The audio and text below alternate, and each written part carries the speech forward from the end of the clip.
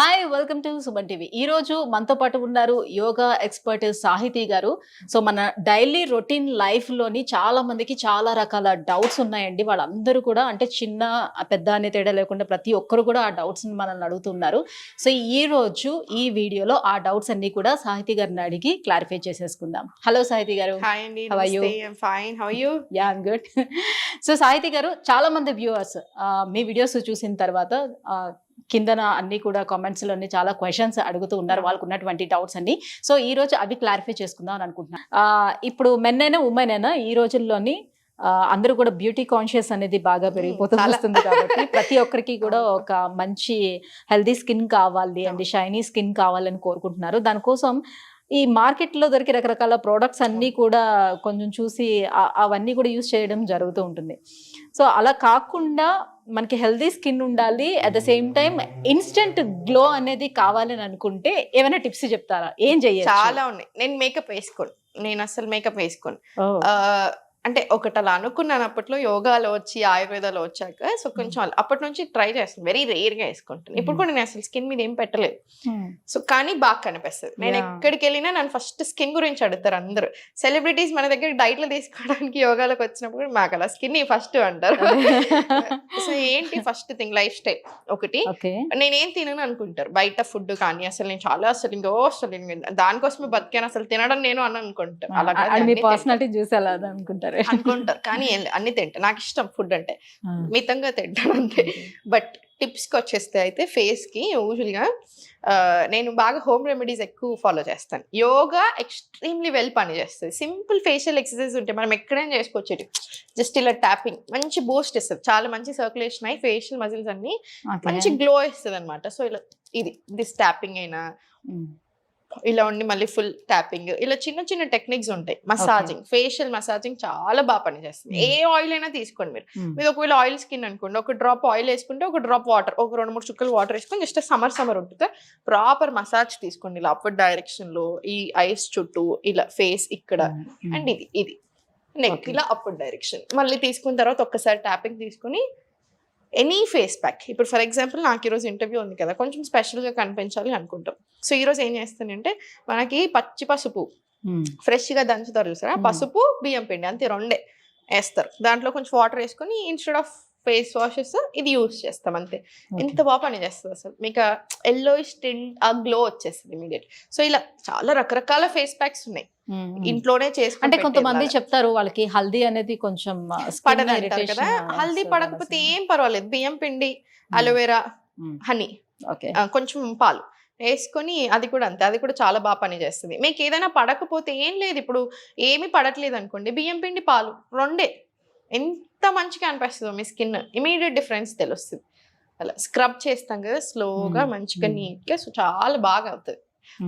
మనం చేసే ఆ మసాజ్ తోటి కూడా గ్లో వస్తుంది బయటకి. ఓకే. సో ఇన్స్టెంట్ గా గ్లో కావాలంటే ఇది చాలా. ఇప్పుడు బ్లోటింగ్ ఉంది అనుకోండి, ఫర్ ఎగ్జాంపుల్ పఫీనెస్ అలా బ్లోటింగ్ తో ఉంది, ice water dipping just weekly 1 or 2 తీసుకోండి. కొంతమంది డైలీ తీసుకోమని చెప్తారు, డైలీ కాదు, అది వీక్లీ 1 or 2 సరిపోతుంది. ఐస్ వాటర్ వేసుకొని మొత్తం ఇలా ఫేస్ మొత్తం ఇలా డిప్ చేస్తాం అనమాట. డిప్ చేసి లేస్తాం, ఒక 5 seconds పెడితే మళ్ళీ లేస్తాం. మీకు దాంతో కూడా అంతే పఫీనెస్ పోతుంది. ఇది సెలబ్రిటీస్ యాక్చువల్లీ బాగా ఫాలో అవుతారు. స్కిన్ టైట్నింగ్ అనేది ఉంటుంది, స్కిన్ టైట్నింగ్ అండ్ ఆ బ్లోటింగ్ పోతుంది, పఫీనెస్ అంతా పోతుంది. ఫస్ట్ ఆఫ్ ఆల్ ఇది వింటర్ సీజన్ కాబట్టి ఈ వింటర్ సీజన్స్ లోని చాలా మందికి ఈ శ్వాసకోశ సమస్యలు అనేది చాలా ఎక్కువగా ఉంటున్నాయి కదా. సో దీనికి ఏమైనా టిప్స్ ఉంటాయా? యోగాతో దాన్ని ఎలా క్యూర్ చేసుకోవచ్చు అని అడుగుతున్నారు, ఏం చెప్తారు? కిడ్స్ కి అడల్ట్స్ కి కొంచెం డిఫరెంట్ గా ఉంటుంది. ఎందుకంటే 6 years ఎబో అనుకోండి, చాలా హోమ్ రెమెడీస్ అన్ని మనం ఫాలో చేసొచ్చు. కొంచెం 6 years బిలో కిడ్స్ కి మాత్రం అలా పెట్టరాదు. సో అబౌవ్ 6 years ఉన్న వాళ్ళకి ఏంటంటే ఇలా కోల్డ్ ఉన్న అలర్జీస్ ఏదైనా ఉన్నా పరిగడుపున లేవగానే ఒక స్పూన్ ఆఫ్ హనీ, కొంచెం ప్యూర్ ఉండేలా చూసుకుంటే చాలు. హనీలో ఇంత దంచుకున్న అల్లం ముక్క, ఇంత అగైన్ దంచుకున్న పెప్పర్, ఇంత పసుపు వేసి మొత్తం మిక్స్ చేసుకొని తీసుకుంటే మనకు చాలా రిలీఫ్ వస్తుంది. అండ్ ఇంకొకటి చిన్న పిల్లలకి 6 years బిలో పిల్లలకి ఎబో వాళ్ళకి ఎవరికైనా ఆవు నెయ్యి ఉంటుంది కదా, అగైన్ ఆవు నెయ్యిని ప్రాపర్ ఇక్కడ ఈ ఏరియాలో మొత్తం ప్యూర్ ఘీ మసాజ్ చేసేసుకొని కొంచెం ఇలా లోపల కూడా ఆవు నెయ్యి పెట్టొచ్చు. అందుకని లోపల పెడుతున్నాం కాబట్టి ప్యూర్ ఉండేలాగా చూసుకోవాలి తప్పకుండా.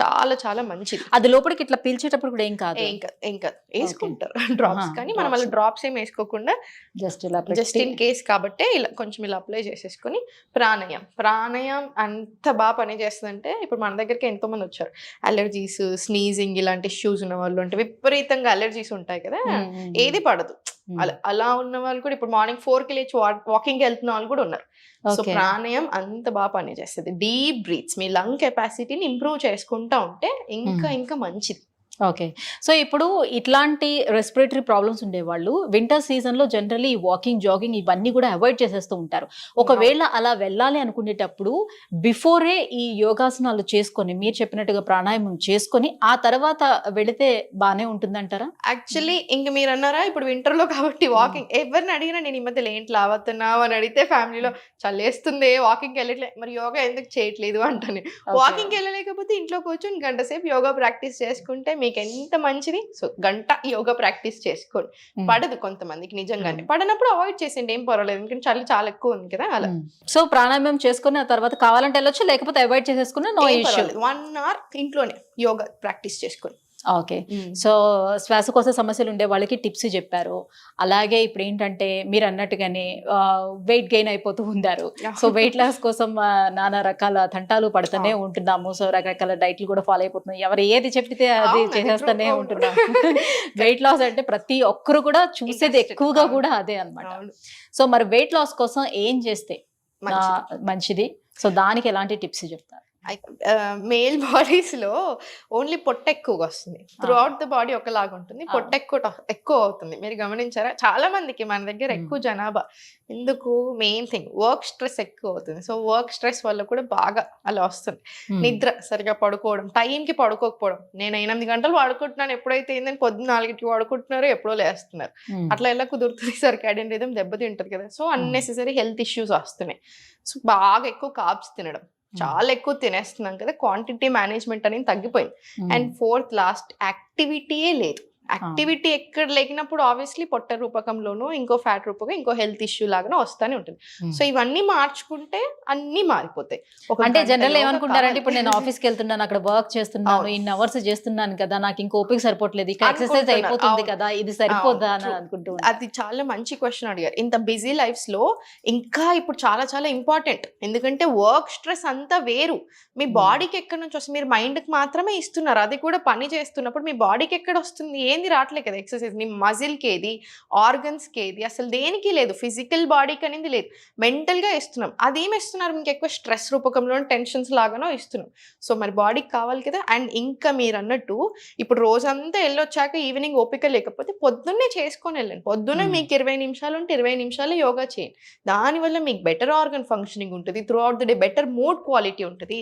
మీరు ఇంక ఆఫీస్లో బెటర్గా వర్క్ చేయగలుగుతారు సో అన్ని రకాలుగా మనకి ఇంకొక 100 రెట్లు బెనిఫిట్ అవుతుంది అలా ఫ్యాట్ లాస్ కూడా దాంట్లో ఒక భాగం సో ఫ్యాట్ కరగాలి అంటే పిచ్చి డైట్లు చేస్తే సరిపోదు యాక్టివ్గా ఉండడం నేర్చుకోవాలి ఇంకొకటి మీరు అన్నట్టు ఎవరు ఏ డైట్ చెప్తే ఆ డైట్ ఫాలో అవుతున్నాం ఇప్పుడు అందరూ ఏం చేస్తున్నారు సింపుల్ ఏం చేస్తున్నారు చాలా మంది పిచ్చిగా ఫ్యాట్ డైట్స్ వేస్తున్నారు సో నేను బక్కగా అయిపోయాను జనాలు అనుకుంటున్నారు బక్కగా అయిపోయారు ఇంకా నాకు సంబంధం లేదని ఇచ్చేవాళ్ళు అనుకుంటున్నారు ఇప్పుడు మీరు ఇన్ని రోజులు 100 గ్రాములు తిన్నారు ఫర్ ఎగ్జాంపుల్ నేను మిమ్మల్ని 40 గ్రాముల్లో పెట్టాను అనుకోండి మీరు వద్దన్న తగ్గుతారు కానీ 40 గ్రాములు అసలు మీకు సరిపోవాలి కదా మరి మీకు దాంట్లో నుంచి అన్ని వైటమిన్స్ ఉన్నాయి మినరల్స్ ఉన్నాయి న్యూట్రిషన్ ఎంత ఉంది అసలు న్యూట్రియన్స్ ఎంత వస్తున్నాయి సో అలా ఫ్యాట్ డైట్స్ చేసినప్పుడు ఏమవుతుంది బక్కగా అవుతున్నారు సన్నగా అవుతున్నారు కానీ రకరకాల ప్రాబ్లమ్స్ వస్తున్నాయి ఎందుకంటే మీకు more than fat muscle lose అవుతున్నారు సో మీకు ఒక్క ఇంజురీ అయితే చాలు మీకు మొత్తం రివర్స్ కేసు కొట్టడానికి అండ్ చాలా మంది అలా వెయిట్ లాస్ అయిన వాళ్ళు అట్లా సడన్గా లాస్ అయిన వాళ్ళు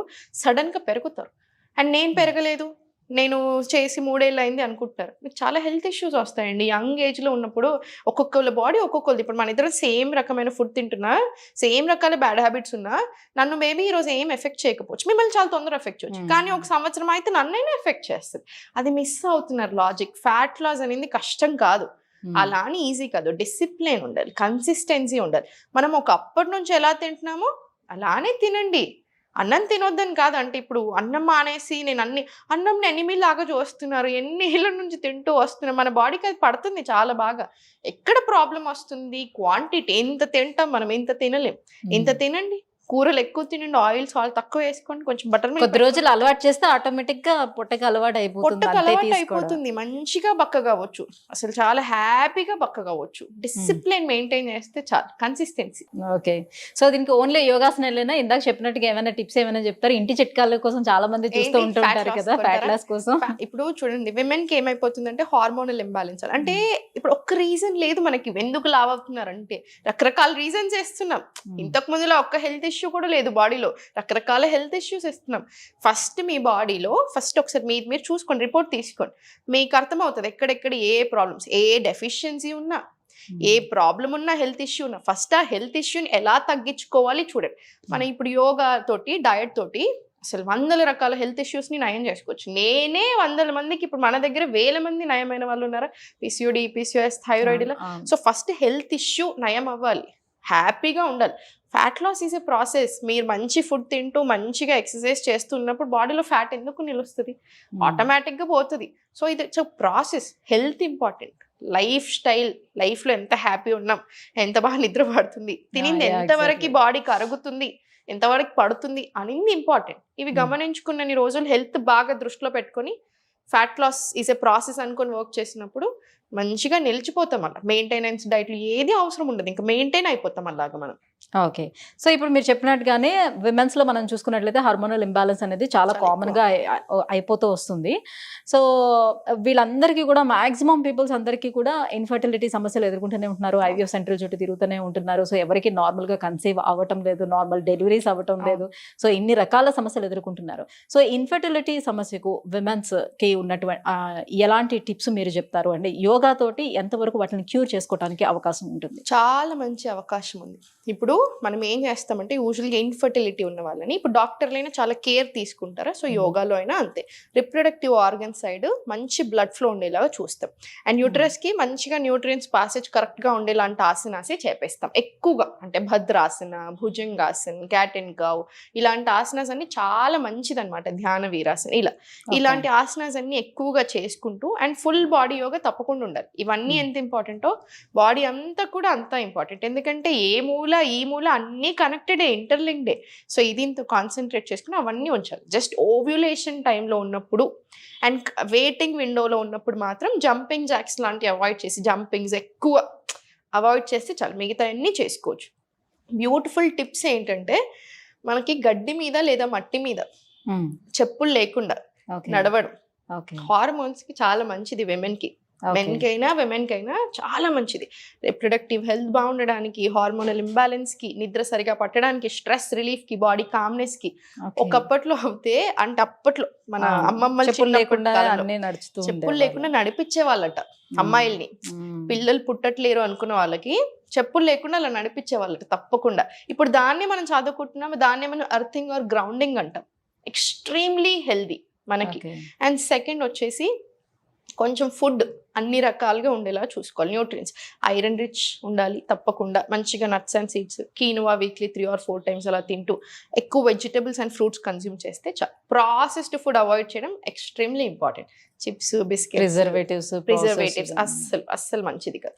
అండ్ థర్డ్ వచ్చేసి లెగ్స్ అప్ ద వాల్ అంటాం, విపరీతకరాన్ని. మనం పడుకుంటాం కదా, నైట్ పడుకున్నాక ఇలా పడుకొని కాళ్ళు పైకి వేస్తాం, గోడకి వేస్తాం, దాన్ని విపరీతకరాని అంటాం. అలా 15 minutes వరకు ఉంచాలి. చాలా మంచిది బ్లడ్ సర్క్యులేషన్ అవ్వడానికి, కామ్ అనిపిస్తుంది. ఓవర్ థింకింగ్ ఉన్నా కూడా మీకు చాలా రిలీఫ్ వస్తుంది. స్ట్రెస్ ఎక్కువై కూడా చాలా మందికి పిల్లలు అవ్వట్లేరు. మెయిన్ రీజన్ అది కూడా ఇప్పుడు. సో స్ట్రెస్ కూడా చాలా కామ్ చేసుకోవాలి. సో ఇవన్నీ చాలా బాగా పనిచేస్తాయి. వన్ థింగ్, మేము ఏ హార్మోనల్ ఇంబ్యాలెన్స్ ఉన్న ఇన్ఫర్టిలిటీ చెప్పేది ఓం మంత్ర చాంటింగ్. ఓం చాంటింగ్ చెప్తాం, ఇలా ఒక మల్టిపుల్ టైమ్స్, ఎన్నిసార్లు అంటే అన్నిసార్లు. అది కూడా చాలా మంచిది. ఆ వైబ్రేషన్ ఏదైతే రిలీజ్ అవుతుందో, that is very good for our body organs. ఒక టైప్ ఆఫ్ పాజిటివ్ వైబ్ ని ఇస్తుంది బాడీ అంతటికి. వెంటనే వస్తుంది. సో ఇవన్నీ ఫాలో చేస్తే మీకు ఇంప్రూవ్మెంట్ చాలా ఉంటుంది. అండ్ వన్ మోర్ థింగ్ మర్చిపోతున్నారు, ఇన్ఫర్టిలిటీ అనగా విమెన్ అనుకుంటున్నారు అందరూ. సో మెన్ కి కూడా ఇప్పుడు ఈ మధ్యలో అబార్షన్స్ అవ్వడానికి డాక్టర్స్ కానీ సైన్స్ కానీ ఏం చెప్తుంది, అమ్మాయికి అబార్షన్స్ రిపీటెడ్ అవుతున్నాయంటే నాట్ జస్ట్ అమ్మాయి కదా, అబ్బాయిల లైఫ్ స్టైల్ వల్లనే అలా అవుతుంది. సో ఫాదర్ వల్లనే అట్లా అవుతుంది. సో ఫాదర్స్ హెల్త్ అనేది ఈక్వల్లీ ఇంపార్టెంట్ మదర్కి. మనకి ఏదైనా కొంచెం ఆడవాళ్ళ మీద కొంచెం ఈ బర్డెన్ వేయడం చాలా ఇష్టం సొసైటీకి కాబట్టి, కానీ మగవాళ్ళది కూడా అంతే ఇంపార్టెంట్. వాళ్ళు చాలా యాక్టివ్ ఉండాలి. మరి కూర్చున్న దగ్గర నుంచి ఏం లేవట్లా. ఒకసారి ఆఫీస్ లో కూర్చున్నారంటే తింటున్నారు, పడుకుంటున్నారు, అసలు ఏం లేవట్లా. సో వాళ్ళ స్పర్మ్ క్వాలిటీ కూడా బాగా చాలా లేకపోతే ఇంకా చాలా తగ్గిపోయింది quality. So sperm quality better అవ్వాలి వాళ్ళు కూడా. సో సేమ్ వీళ్ళు ఏం చేస్తున్నారో వాళ్ళు అవి చేస్తే చాలు. ఓకే.